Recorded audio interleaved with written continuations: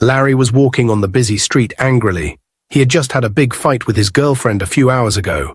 His fists were clenched in his pockets, his jaw tight, and his thoughts racing faster than the people brushing past him on the crowded sidewalk. His girlfriend, Melissa, had accused him of being too distant, too cold, and too focused on work. But how could she understand? Being a billionaire came with pressure. Everyone wanted something. No one ever truly cared about him. That's why he always kept his circle small and his heart locked up. But tonight Melissa crossed a line. She brought up his late mother, saying maybe she failed to raise him with real emotions. That was the last straw. He stormed out of the mansion, leaving his phone and driver behind. He just needed air, space, silence. The street buzzed with energy, cars honking, vendors shouting, neon lights blinking above shops and clubs. Larry kept walking, not caring where his feet led him. But just as he turned a corner, brushing past a group of teenagers laughing too loudly, he felt something. A light touch. Too light. He stopped. His instincts, honed from years of navigating ruthless boardrooms and business deals, screamed that something was off. He turned around sharply, eyes scanning. That's when he saw her. A girl, maybe in her early 20s, dressed in a faded hoodie and ripped jeans. She was slim, quick on her feet, and trying to blend into the crowd. But Larry caught a glimpse of something shiny in her hand. His wallet. "Hey!" he shouted. The girl froze. Their eyes met for a split second, hers wide with fear, his blazing with fury. Then she ran. Larry didn't think. He just chased. She darted through the crowd like a squirrel in a market, slipping between people, knocking over a basket of fruits, jumping over a sleeping dog. Larry, in his tailored black coat and expensive shoes, didn't care how ridiculous he looked. He was not letting her get away with it. "Stop that girl," he shouted, but nobody moved. Everyone just stared or got out of the way. She turned sharply into an alleyway. He followed. The alley was dark, wet, and smelled like spoiled food. Rats scurried across the pavement as Larry ran faster, determined to catch her. But the girl was fast, too fast. She scaled a fence like she had done it 1,000 times before. Larry hesitated, then, driven by pure anger, climbed after her, tearing his shirt in the process. She landed on the other side, panting, but when she turned around, he was right there. He grabbed her wrist. "You think you can steal from me and just run? Let go of me," she screamed, trying to yank her hand away. Larry pulled his wallet from her hoodie pocket. "You picked the wrong man to mess with." She stared at him, eyes wild but defiant. "You rich people always think you're untouchable. And you street rats think stealing is a game? You think I had a choice?" That stopped him. He looked at her properly for the first time. Her face was tired, like someone who hadn't slept well in months. Her shoes were worn out. Her hoodie had holes in the sleeves. She was trembling, but not just from fear. She was cold, hungry. Larry's grip loosened. "What's your name?" he asked, surprising even himself. She blinked. "Why do you care?" "Because I'm not going to call you thief all night." She hesitated. "Riley." Larry looked at her again, really looked. Something about her, despite the grime, the lies, and the theft, felt real. Unlike Melissa, unlike most people in his life. He took a step back, dropped her wrist, and stuffed his wallet into his coat. "Come with me." Her eyes narrowed. "Why?" "I'm not calling the police yet. But you owe me an explanation. Dinner, somewhere warm." Riley hesitated. She didn't trust easily, but something about this man, he wasn't like the others. "Fine," she muttered, "but I'm not washing dishes or anything." Larry actually chuckled. First time that day. "Deal." And just like that, the billionaire and the pickpocket walked out of the alley together. They went to a small bar. It wasn't fancy, but it was warm and quiet. The kind of place that played soft music and served spicy pepper soup with cold drinks. Larry ordered food for both of them, rice and chicken with fried plantain. Then he ordered drinks. One glass turned into two.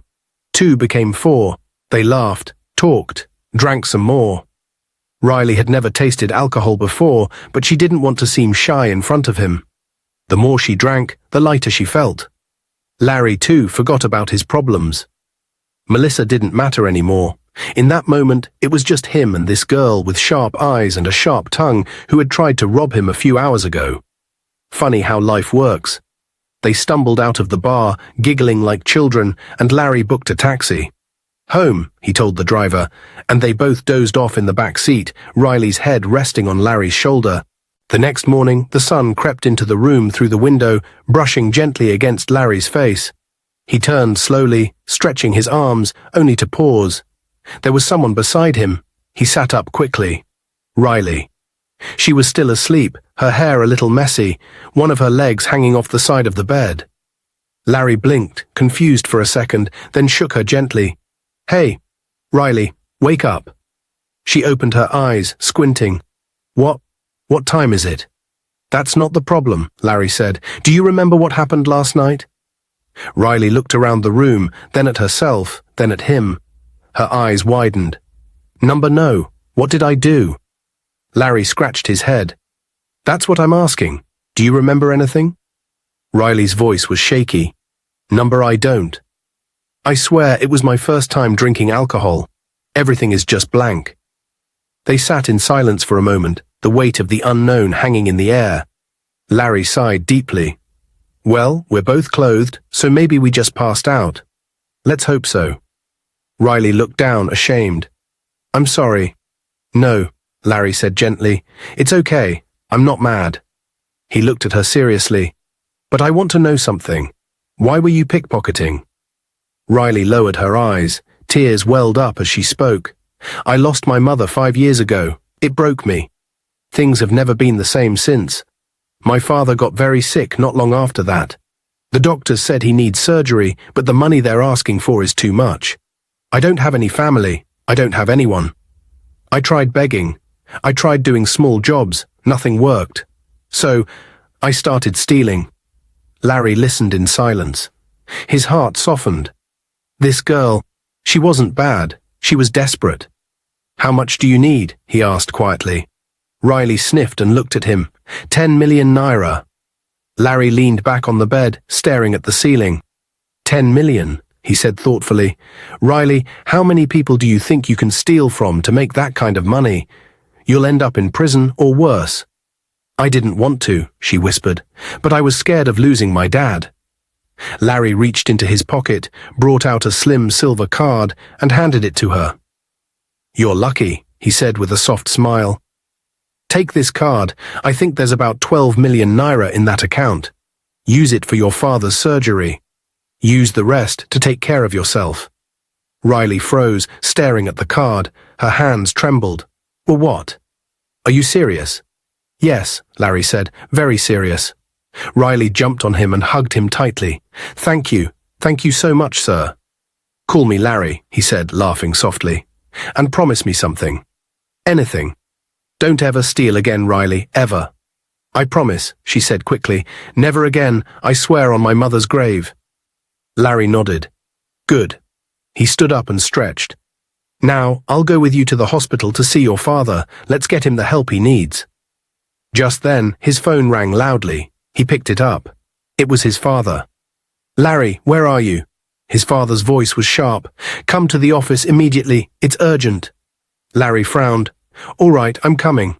He ended the call and turned to Riley. "Something's going on at work. I need to go now, but don't worry. After you get dressed, go ahead to the hospital. I'll come there as soon as I can."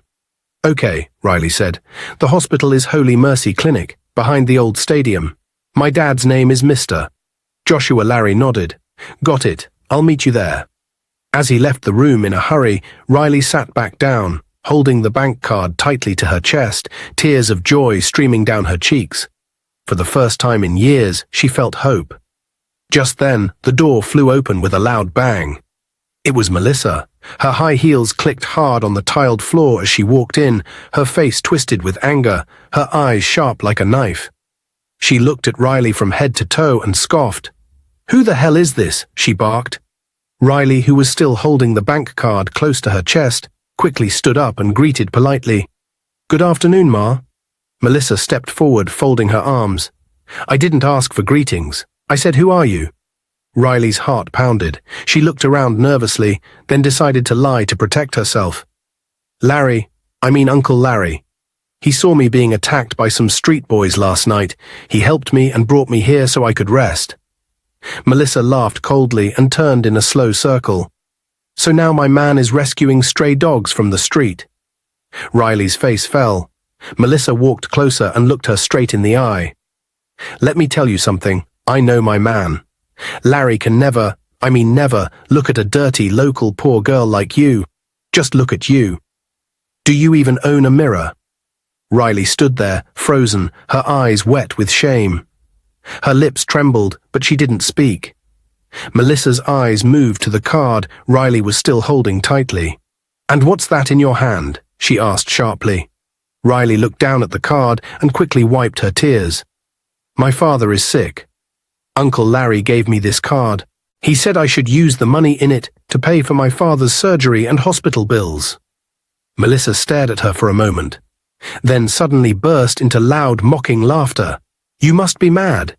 You think Larry, the same man who doesn't even like to pay for dinner, just gave you money. You think he's Father Christmas." She snatched the card from Riley's hand before she could stop her. "Hey, that's for my father's." "Shut up," Melissa snapped. "Let me help you see clearly." She looked at the card, then waved it in Riley's face. "There's no money in here, my dear. He just used you. That's what Larry does. He sweet-talks girls like you, uses them, and throws them out like trash." Riley gasped. Her whole world began to spin. "No," she whispered. He wouldn't." Melissa smiled. "Wake up. You think a billionaire like Larry would help a nobody like you out of pity? He probably had fun last night and decided to give you a fake card to make you leave." Tears poured down Riley's face. "Give me back the card," she said in a shaking voice. "There's nothing in it," Melissa shouted, throwing the card on the floor. "Go and look for another fool to deceive. Leave my man and my house." That was the final straw for Riley. Her tears turned into anger. "You know what? You are wicked. You don't know what I've been through. You don't even care. I may be poor, but I have a heart. I don't need to be rich to have value." She wiped her face with the back of her hand. "Larry is not your property. And for your information, he's the one who said I should call him Larry, not Uncle. You are the one who should be worried." With that, Riley stormed out of the room, out of the mansion, and into the street. She walked fast, holding back her tears. She didn't know what to believe anymore. Was Melissa right? Was the card empty? Had Larry lied to her? After Riley stormed out of the room in tears, Melissa slowly walked over to the card she had flung on the floor. She picked it up, wiped it gently on her expensive gown, and laughed softly to herself. "Oh, what a poor, foolish girl," she muttered. "She actually believed my lies. So stupid." She sat on the bed, crossing her legs, still staring at the card. "Larry, you refused to give me money for a new car," she said aloud, flipping the card between her fingers. "You told me to manage the old one. You said I was spending too much. Well, guess what? I'm going to manage myself into that car showroom today." She stood up, walked over to the mirror, and fixed her makeup with pride. "I will just add this to what I've already saved and complete the money. Let me reward myself for dating a billionaire who doesn't know how to spoil his woman." Still smiling, she grabbed her handbag and left the house in a rush, not even locking the door properly. Meanwhile, at Holy Mercy Clinic, Riley stood quietly at the entrance of her father's hospital room. Her heart was heavy. Her head was spinning with thoughts. "Papa," she said softly, stepping closer to his bed. Mr. Joshua turned his weak head and managed a tired smile. "Riley, where have you been?" "I didn't sleep last night. I was worried." "I'm sorry, Papa," Riley whispered, sitting on the edge of his bed and holding his hand. "I was at a friend's place. I slept off." Mr. Joshua squeezed her fingers weakly. "It's all right, my child. I'm just glad you're safe." Just then, the door creaked open and the doctor walked in with a file in his hand. His face was serious. "Riley, we need to talk," he said quietly. She stood up quickly. "Yes, doctor?" The doctor sighed. "Your father has been here for 1 full month. We've tried to be patient. We've given him medications, drips, and constant care. But the bills are growing and the surgery he needs is still pending." Riley swallowed hard, her heart racing. "I'm sorry, Riley. the doctor continued. This hospital is not a charity. If we don't receive any payment by tomorrow morning, we will have no choice but to discharge your father. We've stretched the rules for too long. No, please, Riley said, her voice breaking. Just give me more time, I beg you. The doctor looked at her with tired eyes. We've already waited too long. I'm really sorry. He turned and walked out, leaving the room in silence. Mr. Joshua turned his face to the wall. A tear slid down his cheek. Don't cry, Papa, Riley said, kneeling beside the bed. I'll find a way. I promise. He shook his head slowly. Riley, you've done enough. I don't want you to get into trouble for me. I'm not giving up, she said firmly. Even if I have to beg from street to street, I will do it. But I won't let them send you out. Not like this. As her father closed his eyes in pain, Riley's heart burned with anger and helplessness. She had trusted Larry, she had believed in his kindness, but now she had no card, no money, only pain. Riley stepped out of the hospital, her legs weak, but her heart burning with pain and confusion. The hot afternoon sun hit her face as she walked slowly down the dusty road, not even knowing where she was going. She wiped her tears with the back of her hand, talking to herself in a low voice. I can't just sit and watch Papa die. I need to do something. Then the thought came. Larry. Yes, she said aloud, let me go to Larry's house. I must ask him if that card was fake or not. But as she took a few more steps, another thought stopped her. What if that witch of a girlfriend is still there? She asked herself, her face twisting with anger. She will insult me again, maybe even call the guards to throw me out. She stopped walking and stood under the shade of a mango tree. No, she said firmly, I'm not going back to that house. I don't want to see that wicked woman again. She stood there for a moment, thinking hard. Let me go to his office instead, she said suddenly. Yes, maybe I can talk to him there, away from that Melissa. But just as she took another step, she stopped again. I don't even know where he works, she whispered. Her shoulders dropped, her hope was slowly dying. She looked around at the busy road, filled with people, cars and noise. She was lost in the crowd, invisible to the world. She took a deep breath and walked to the roadside.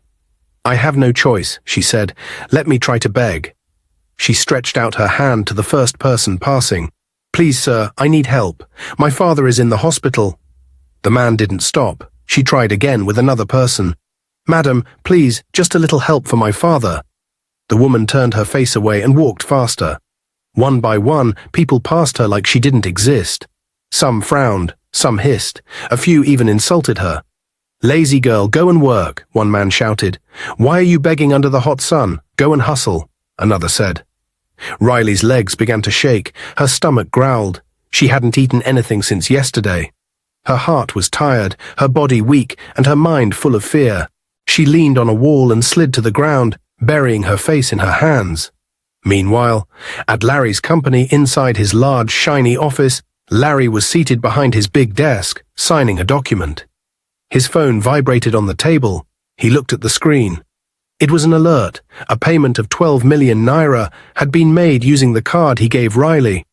He smiled immediately. Thank God, he whispered. She just made the payment. That means her father can finally have the surgery.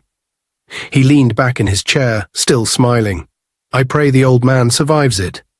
I'll go and visit them tomorrow afternoon, after my board meeting. Just then, his father, Mr. Williams, who was sitting on the visitor's chair, noticed the smile on his son's face. What's going on, Larry? He asked, raising one eyebrow. You're smiling like someone just got engaged. Larry chuckled. It's nothing, Dad. You love gossip too much. Just mind your business. Mr. Williams laughed. Ah, me. Gossip? Never. I only asked one small question. They both laughed together, but deep inside, Larry felt peace in his heart. For once, he was happy that his money had helped someone who truly needed it. He had no idea that the money didn't reach Riley, and that she was still out there on the street, broken, begging, and thinking he had betrayed her. The next morning came with dark clouds hanging in the sky, as if heaven itself was mourning with Riley. She sat beside her father's hospital bed, holding his hand tightly. Her eyes were swollen from crying all night. She had no money, no hope, no answer. Just silence and fear. The door opened slowly. It was the doctor. His face was tired, his steps slow. He paused at the entrance, then walked in, clearing his throat gently. "Riley," he said softly. She looked up quickly. "Doctor, please, just give me one more day. I'll find the money, I promise, please." The doctor shook his head, his voice calm but firm. "I'm so sorry, Riley, I really am. But your father has to leave the hospital today. We can't keep him here anymore." Riley's heart sank. "No, please, don't do this." He sighed.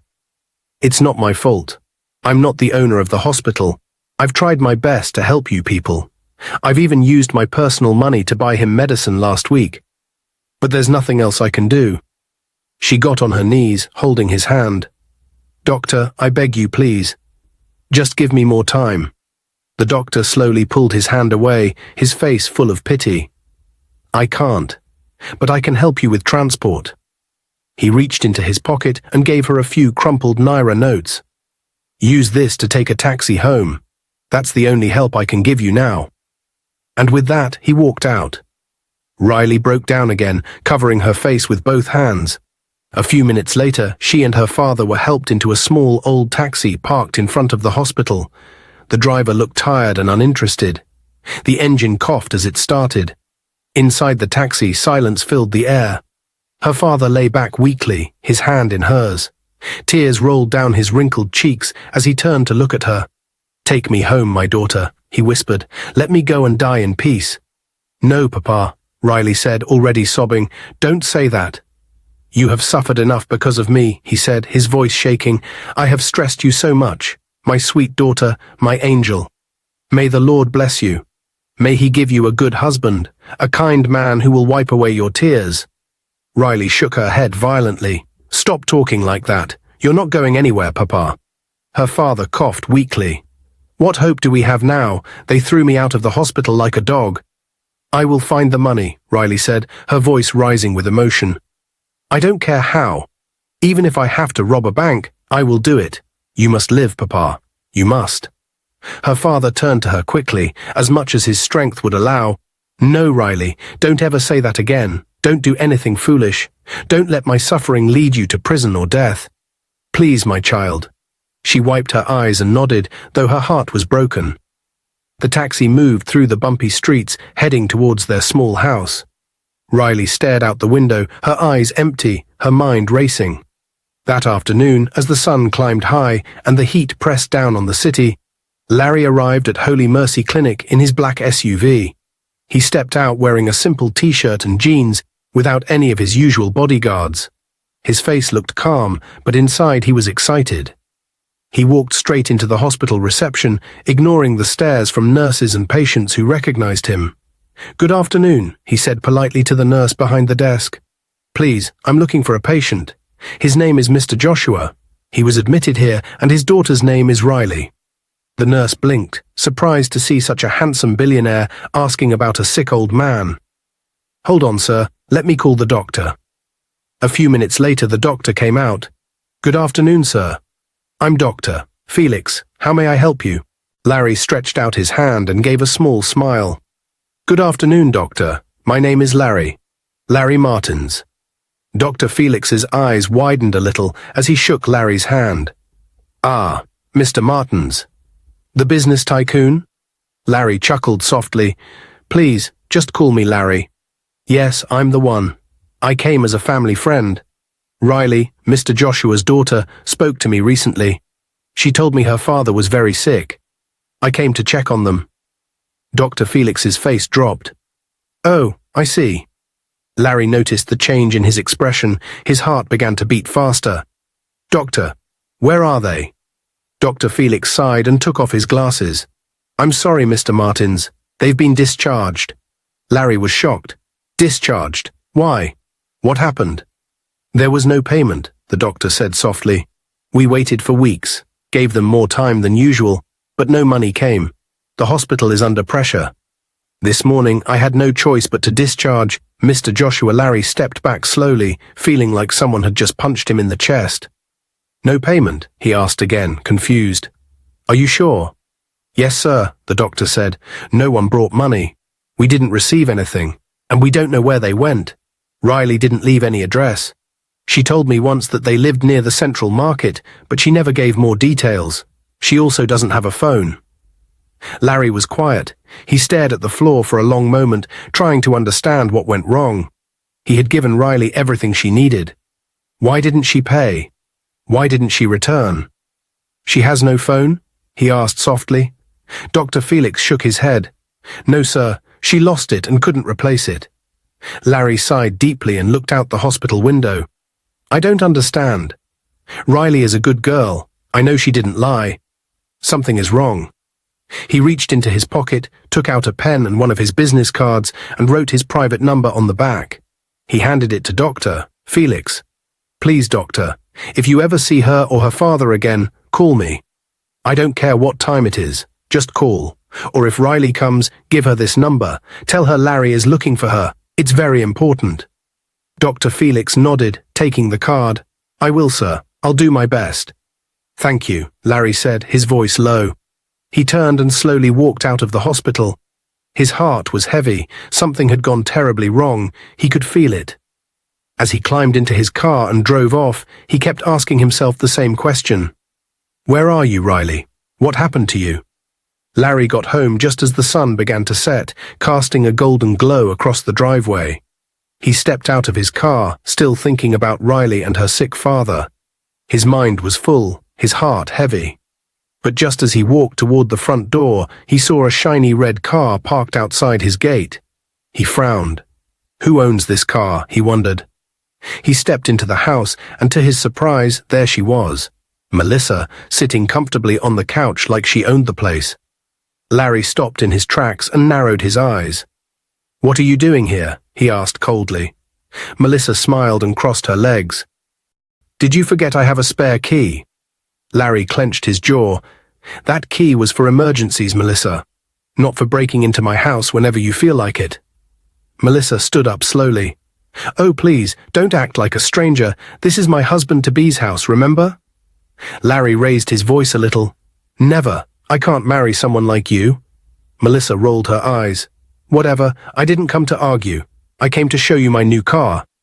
"Didn't you see it outside? That hot red ride?" she asked proudly, smiling like she just won a trophy. Larry scoffed. "I thought you rented it. You love fake life, Melissa." She gasped dramatically. "Fake life? Excuse me, darling, that car is mine. I've been saving for it for months. Since you refused to change my old one, I did it myself." Larry stared at her. "Change what? The car I bought brand new for you barely 2 years ago. You think I'm a fool?" Melissa waved her hand. "Oh, please, that car is old news. You have money, Larry, but you don't like to spend. You're too stingy. What kind of man has billions but acts like he's broke?" Larry shook his head slowly. "You're too materialistic, Melissa. That's your problem. Always chasing things that shine, but never thinking about people who matter." Melissa walked closer, her voice rising. "So because I want nice things, I'm now a bad person? What's the point of dating a billionaire if he doesn't spoil you?" Larry raised his hand, stopping her. "Melissa, I don't have strength for your nonsense today. Just leave." Melissa frowned. "I'm not going anywhere." "You are," Larry said firmly. "This is no longer your home. You crossed the line." Melissa laughed bitterly. "Wow, so now you're throwing me out?" Picked up her handbag and walked toward the door. "Don't worry, I'll leave. But trust me, Larry, you'll miss me one day." As she slammed the door behind her, Larry sat on the couch, rubbing his forehead. 2 days later, just when Riley thought things couldn't get any worse, the loud knock came at their door. "Open this door," the angry voice shouted. Riley rushed out from the back, her heart already beating fast. She knew that voice too well. She opened the weak wooden door, and there stood their landlord, Mr. Ogunlade, his face full of anger, one hand holding his belt, the other pointing at the house. "You people must leave this house today," he barked. "Sir, please," Riley begged, her hands shaking. "My father is very sick. We just got back from the hospital. Please give me more time." "Riley, don't beg me again," the landlord shouted. "You have been owing me 6 months' rent. 6 months. Do you know how many families I feed with the money from this house? You think I'm running a charity?" "Please, sir, I'll pay soon. I've been trying. Just give me a little more time, I beg you, she cried. He shook his head firmly. I have tried enough. I've been patient. But no more. I don't want to come back in the afternoon and see you here. I don't want trouble. With that, he turned around and walked away, mumbling angrily. Riley stood there in shock, her eyes burning with tears. She went inside and saw her father lying weakly on the mat, breathing slowly, his eyes half open. Papa, she whispered, we have to go. Go where, my daughter? He asked weakly. Riley didn't answer. She wiped her tears quickly, stepped outside and returned with something the neighbors had left in the backyard. A rusty old wheelbarrow. Papa, please forgive me. I don't know what else to do. She gently lifted her father into the wheelbarrow. He groaned from pain, but didn't complain. She placed a pillow under his head and covered him with a wrapper. Then, with shaky hands, she started to roll him down the street. The sun was hot. People stared, some whispered, some laughed.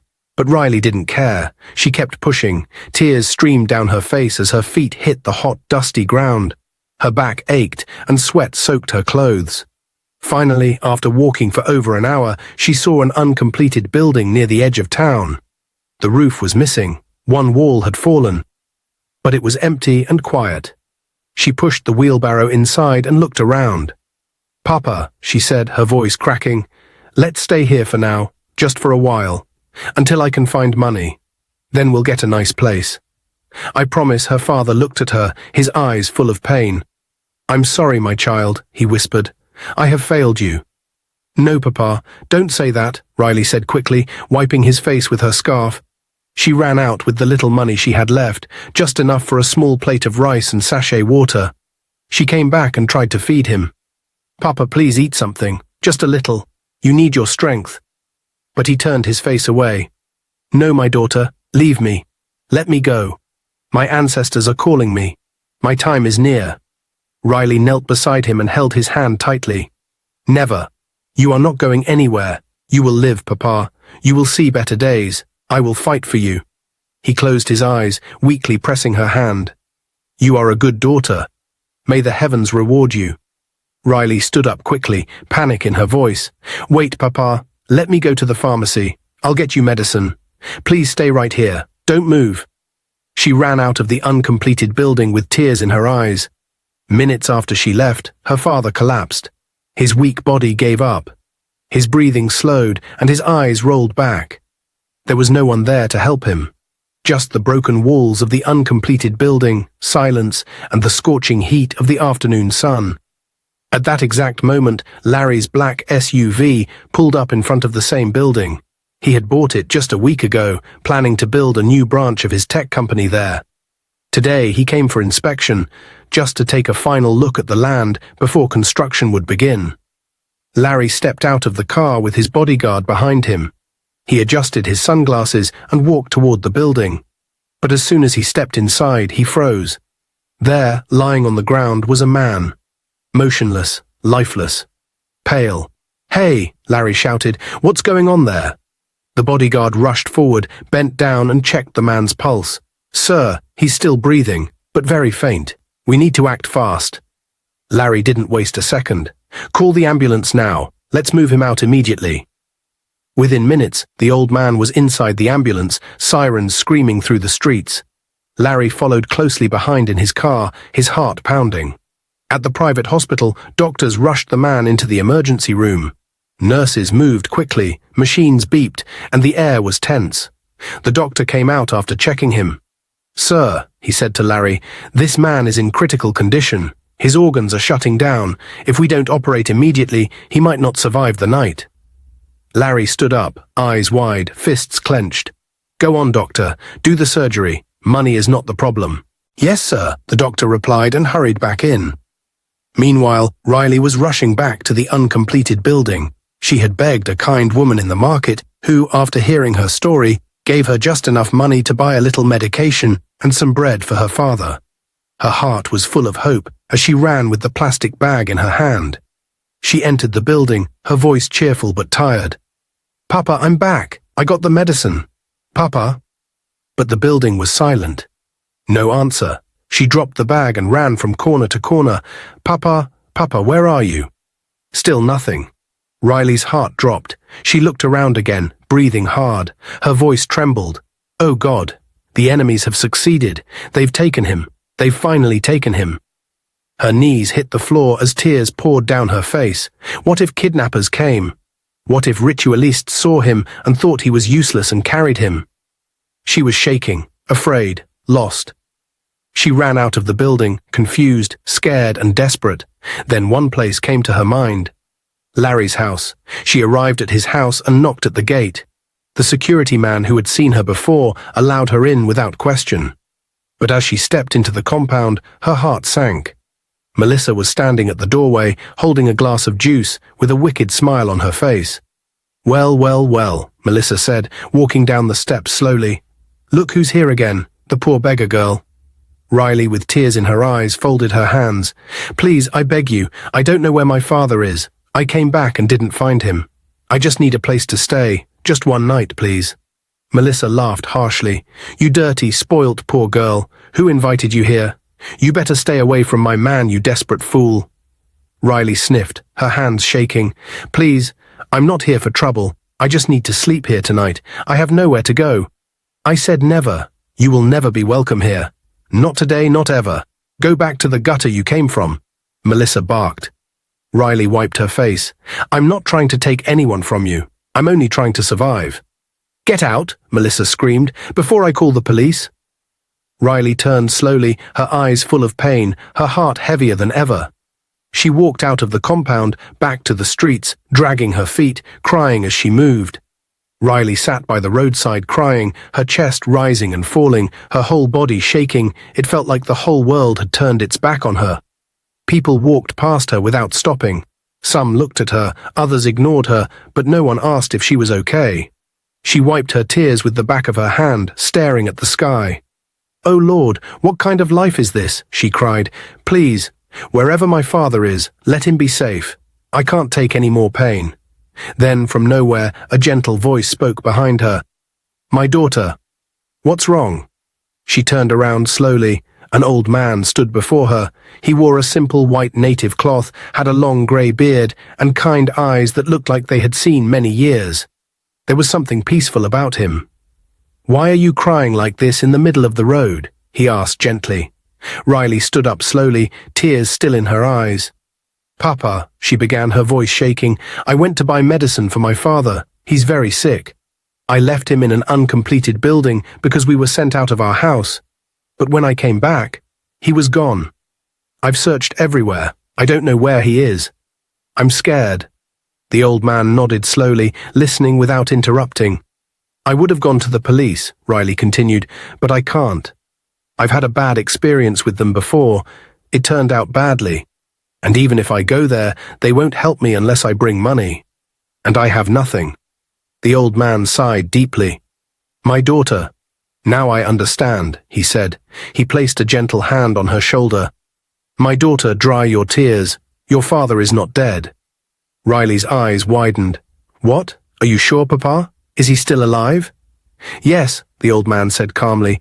Go to that doctor, the one who helped you before. Go now. You will find answers. Riley stood up quickly, hope returning to her heart. Thank you, Papa. Thank you. She turned to leave, then paused and looked back to thank him again. But he was gone. Vanished. She looked around in shock. There was no sign of him, no footsteps, nothing. Was that an angel? She whispered. She didn't wait. With tears in her eyes and fire in her heart, she ran. As fast as her legs could carry her, Riley ran into the hospital, her heart beating faster than her legs. Her whole body was tired, but she didn't stop until she reached the front desk. A nurse stood up as soon as she saw her. I want to see Dr. Felix, Riley said, breathing heavily. Please, it's urgent. Moments later, Dr. Felix appeared from the corridor.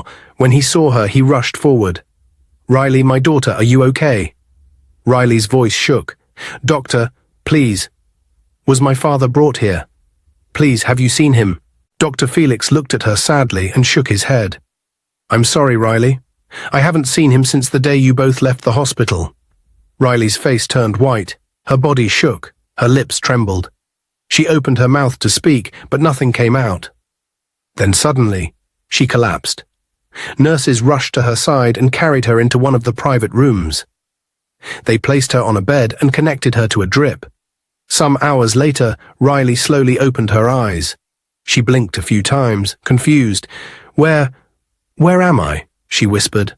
Dr. Felix came in and smiled gently. "You're safe now, Riley. You fainted, but you're going to be okay." She sat up slowly.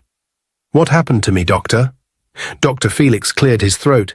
"Riley, you're 2 weeks pregnant." Riley's eyes widened in shock. "What?" "Yes," the doctor said, "and it was due to too much stress that you collapsed.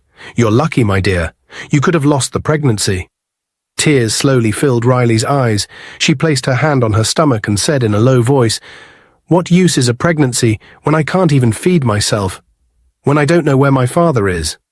"Don't say that," Dr. Felix said gently. "Children are gifts from God. You don't know what that child might become tomorrow. Be strong, my daughter. Everything will be fine." He patted her hand softly. "Let me go and tell the nurse to bring you something to eat. You need your strength." He walked out, and a few minutes later the door opened again. This time it wasn't the doctor. It was Larry. Riley's eyes widened in shock. "Larry," she whispered, her voice full of surprise. How did you know I was here?" Larry stepped forward with concern written all over his face. "Dr. Felix called me. He kept the number I gave him the other day when I came looking for you." Riley looked down, biting her lip. She wasn't sure how to feel, but suddenly Larry's expression changed. His voice was serious. "Riley," he said, "why didn't you pay for your father's hospital bills? What did you do with the card? Don't tell me you gave it to your boyfriend or something." Riley's face turned red. She sat up straight. "What did you just say?" she snapped. "So that's what you think of me? That I used the money for a boyfriend?" Larry frowned. "Then what happened?" "Why didn't you pay?" Riley shouted. "Because you gave me a fake card." Larry stepped back in shock. "What? Are you serious right now?" Riley was angry. "Yes. What do you take me for? One of your foolish girlfriends like Melissa?" That name made Larry freeze. He stared at Riley. "Wait, how do you know Melissa?" Riley looked away. "She came to your house after you left that day. She insulted me and took the card from me.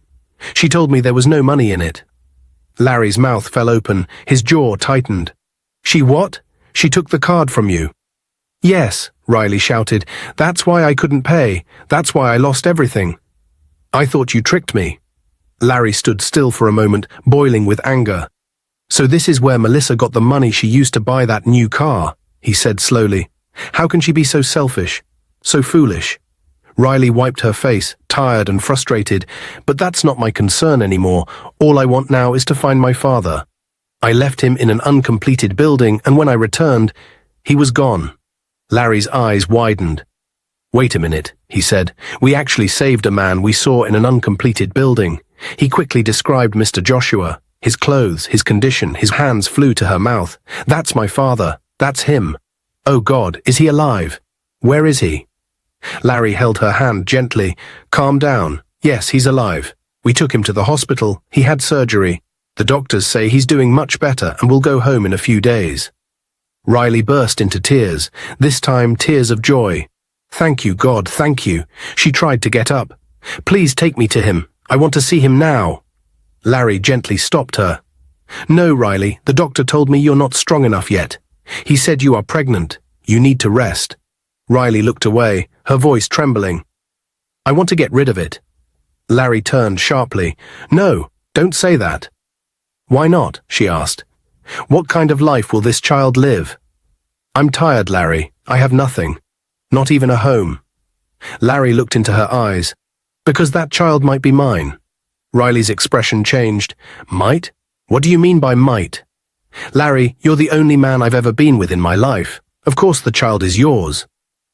Larry's heart sank, his voice softened. "Then keep it." Riley stared at him. "What about Melissa?" "I don't want drama. I don't want to fight." "Leave that to me," Larry said firmly. "I have no business with Melissa anymore. After what she did to you, to your father, we're done. You are the only one I care about now." Riley's lips trembled. "Do you really mean that?" "I do," Larry whispered. "You're not alone anymore." He stood up. Now rest. Let me go and get you some clothes and something to eat. I'll be right back." As he left the room, Riley placed her hand gently on her belly. For the first time in her life, she felt like someone truly cared.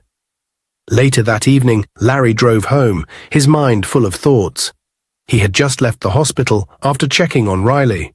Her father was recovering well, and Riley was finally resting peacefully. But Larry's heart was burning, not with pain, but with anger. He had to confront the person who caused all this mess. As he entered his mansion, he found Melissa sitting in the living room. She looked up and smiled at him. "Hey, baby," she said sweetly, like the perfect girlfriend. Larry didn't smile back. "Melissa," he said calmly, "I need to talk to you." She rolled her eyes. "Talk, I'm listening." He stood in front of her and looked her straight in the eyes. "I went to the hospital today. I saw Riley." Melissa paused but said nothing. "She told me everything," Larry continued. "How you took the card I gave her. How you lied to her and said there was no money in it." Melissa smiled. "And so?" "Yes, I took the card. Yes, I used it." "And what?" "I used the money to buy a car. Is that why your eyes are red like this?" Larry took a deep breath, holding his anger. "No problem," he said. "Enjoy the car. Let it be your final settlement. As for this relationship, it's over." Melissa stood up quickly. "What did you just say?" "I said I'm done," Larry repeated. "In fact, I've been done a long time ago. You are selfish, heartless, full of pride. No respect, no kindness. You're just a lazy, mannerless girl." Melissa's eyes widened. "You're breaking up with me?" "Me, Melissa? Do you know how many men are dying to be with me?" Larry laughed bitterly. "Let them have you."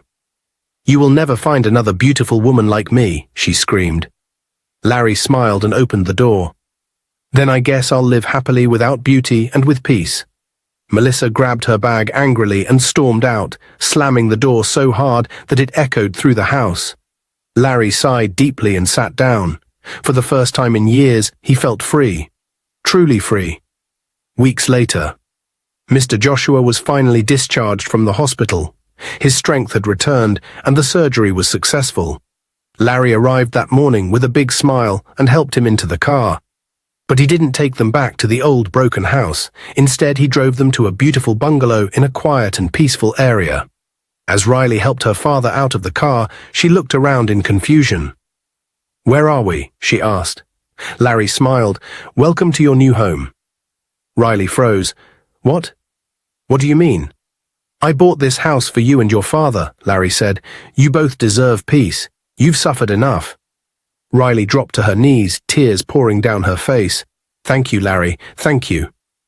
Mr. Joshua was speechless. He could only raise his hands to heaven in prayer. A few days later, Larry took Riley to meet his father. Mr. Martins welcomed her warmly. He was proud of his son's decision and praised Riley for her strength and good heart.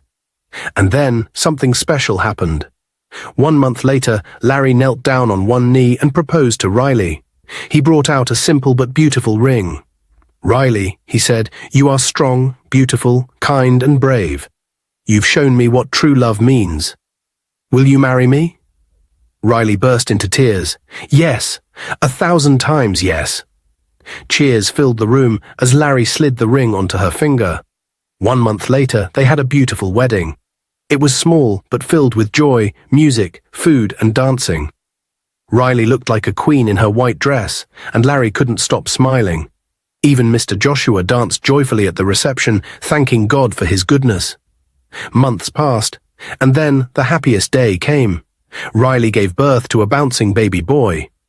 Tears of joy filled Larry's eyes as he held his son for the first time. "Thank you, God," he whispered. "Thank you for giving me this family."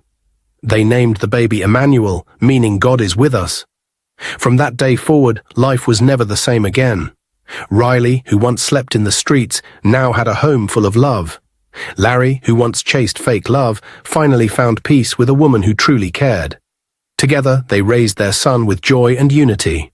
And they lived happily ever after. While Melissa, on the other hand, faced a different fate. After losing Larry, she got involved with a man who pretended to be rich. He dressed well, talked big, and claimed to own properties. But by the time Melissa was 6 months pregnant, the truth hit her hard. The man was broke and jobless. She was left alone, ashamed, and full of regret. Everything she once laughed at Riley for had now become her own story.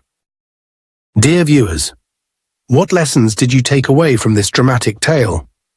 We'd love to hear your thoughts in the comments below.